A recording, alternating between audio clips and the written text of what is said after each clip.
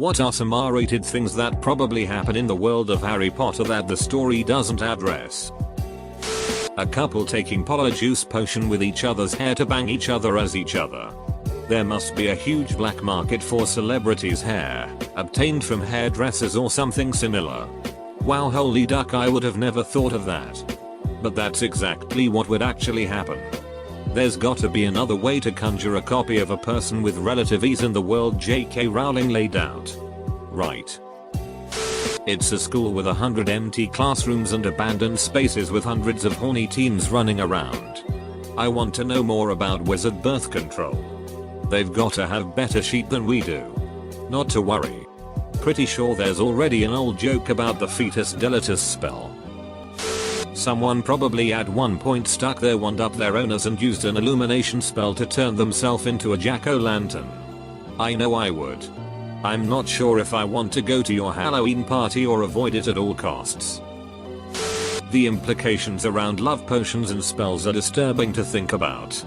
Even the books touch on it a little bit with Voldemort's parents. Love potions are more or less the perfect date grape Drew Gus. And yet they are openly and legally sold to teenagers. In fact, I cannot think of a single good use for a love potion.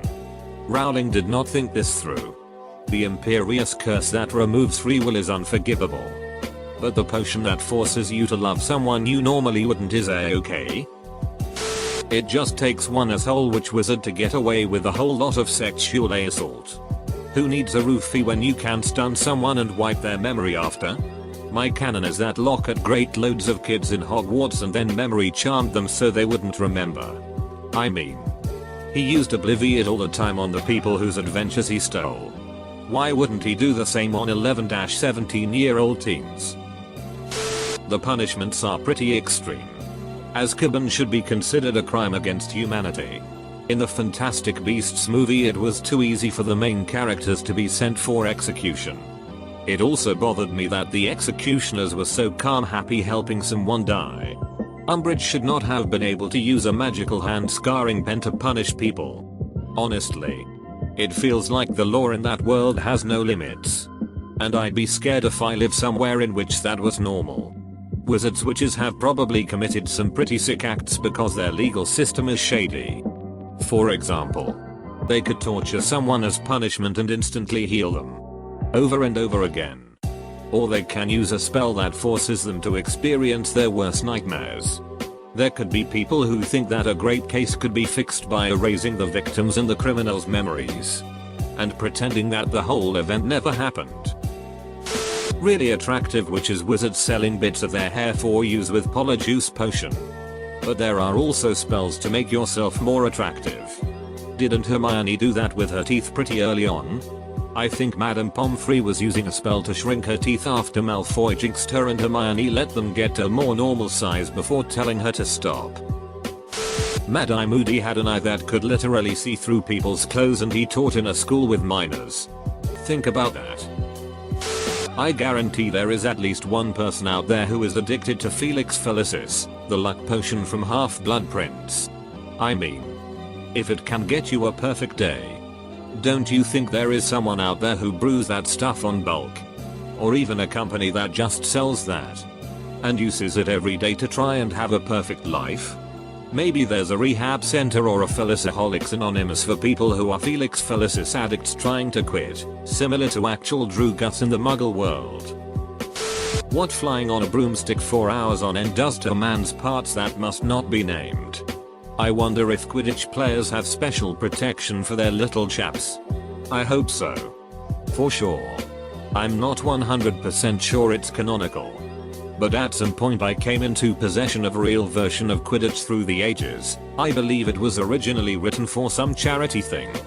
Which mentions how broomsticks were in fact extremely uncomfortable until the development of cushioning charms to make things tolerable. I would imagine modern sport brooms would actually be quite comfortable. More so even than bicycle seats and such. The story of what really happened to Umbridge when she was taken by the centaurs. There's probably a wizarding college somewhere which makes the antics and hijinks in the wizarding high school look very tame. All kinds of date great spells. Abortion spells. Sobriety spells. drug trip spells, fraternity hazing rituals involving human sacrifice and conjuring demons, etc. Now I'm wondering how a movie through college years in the Harry Potter universe would be. Students hooking up. Doesn't even need to be any magic involved. Maybe someone using their potions or herbology skills to make some wizard drugus. I can see Fred and George doing this. There'd be some wicked wizard acid or something. Magic mushrooms. Memories. When you can transfer them so freely as wizards do, you can live out the sickest desires while never having to commit the crime yourself. Some of those kids were definitely masturbating to the thought of the professors. And not just the cool hot ones like Lupin or Lockhart. Someone was definitely jerking it to Hagrid at some point.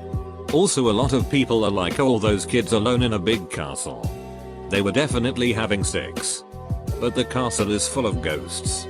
I wouldn't want to be having sex if there was a chance Peeves could just float through the door. Not to mention if Snape caught you. Sure, you could go into the one bathroom where Moaning Myrtle hangs out. Because nobody goes in there. Except Moaning Myrtle is in there.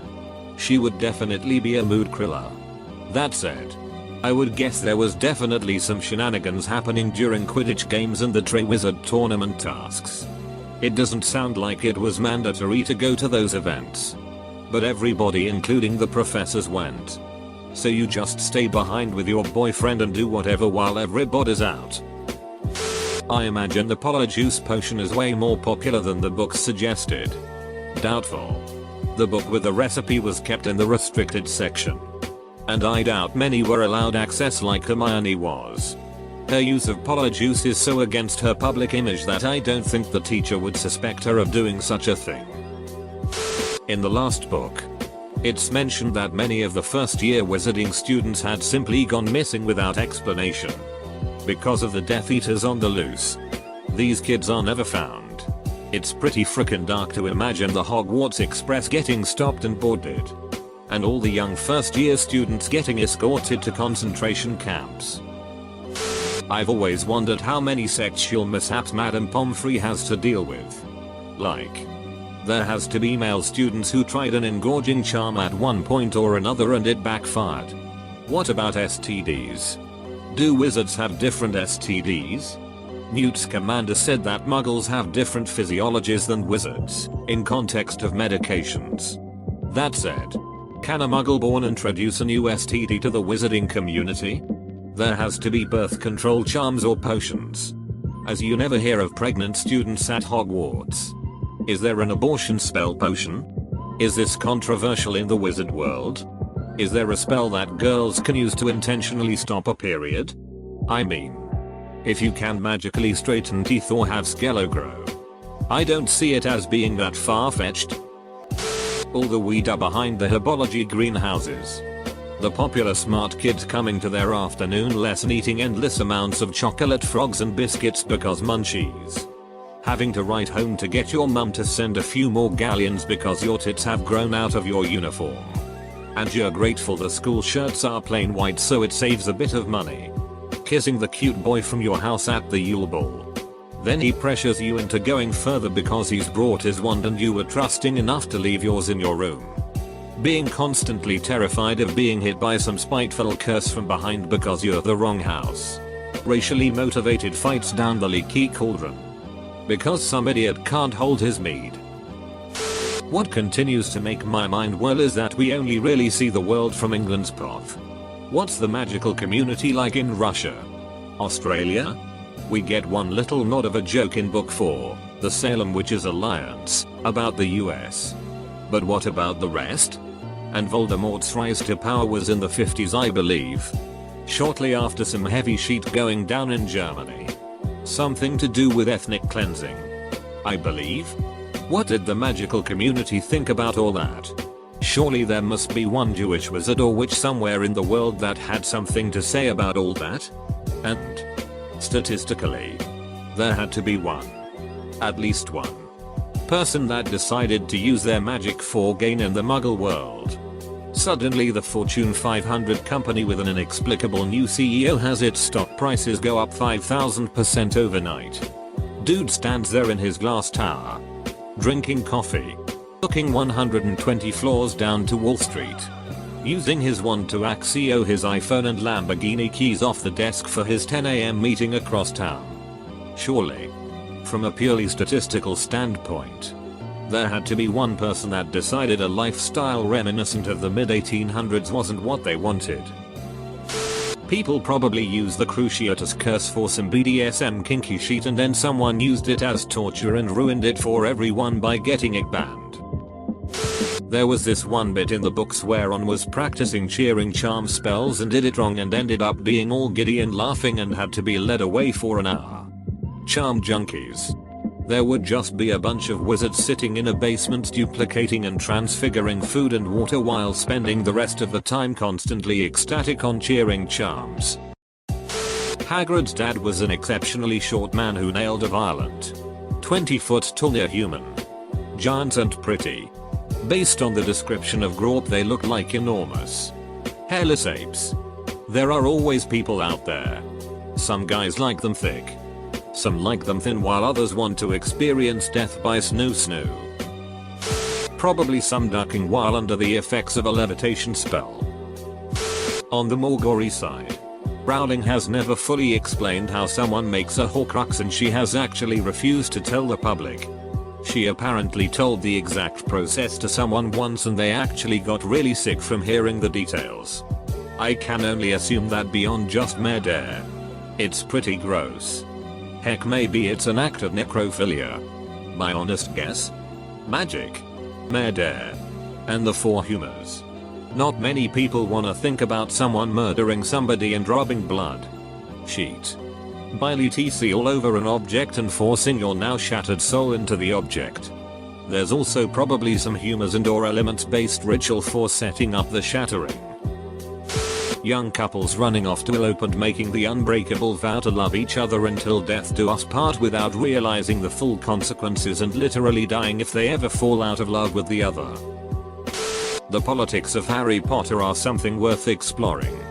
There's a Ministry of Magic and it has some sort of legal enforcement powers and its own prisons that engage in clearly cruel and inhumane punishments that almost certainly violate the ICCPR. And they claim the Prime Minister of the United Kingdom at least is clued into the existence of this society. Magic Society also has its own currency and banking institutions, so they must lend out money and, again, have a currency issuing authority. There are several problems with this. For one, sovereign states like the United Kingdom aren't super happy about another state existing in their territory and arresting people, trying them, imprisoning and torturing them, having a thriving banking sector that pays zero taxes. It also means wizards who aren't well connected to the Muggle world may not have official citizenship in any Muggle nation and are thus stateless persons. Unforgivable curse or not, I absolutely guarantee you that there are people who would use the Imperious Curse consensually for BDSM purposes. Even just the description of how it feels to be under that spell reminds me of the subspace mindset that can definitely be a thing in a DS situation. It would probably be pretty hidden. Because unforgivable curse. But I would have no trouble believing it happened. I imagine at least one werewolf woke up the next morning vomiting bone and hair and scraps of night clothes. Then saw that the cage was one charm shy of protecting their loved ones. Then healed themselves. Harry and Hermione spent an awful lot of time in the Deathly Hallows alone. Sleeping together in a tent. And both in very vulnerable emotional places. Spells can make things explode. No doubt a wizard or two has exploded from an accident or in a duel battle. Or like the flying shards of glass from that fight between Dumbledore and Voldemort at the Ministry of Magic. People just cut to pieces and stabbed to death by flying silverware. Butterbeer is only like 2% alcohol, right?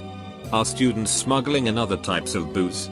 What's the drinking age for the wizarding world? Surely some of the kids are involved with Drugas too.